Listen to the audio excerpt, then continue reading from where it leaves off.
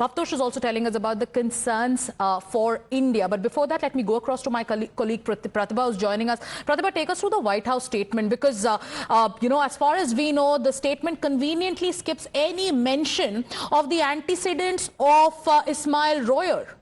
Absolutely, Sagrika. This is the official statement from White House. So it's a bizarre turn of events with the Trump administration now appointing terrorists to their advisory board, and this is the official statement that has come from the White House. There are several names. Among the mention is the names that you mentioned, as we have been discussing as well, convicted terrorists who have been named in the squad. Ismail Royer, and here's the description that the White House gives. Ismail Royer serves as director of the Islam and Religious Freedom Action Team for the Religious Freedom Institute. Since converting to Islam in '92, he has studied religious sciences with traditional Islamic scholars and spent over a decade working at non-profit Islamic organizations, has worked with non-profits to promote peace between faiths, making no mention whatsoever about the terrorist activities.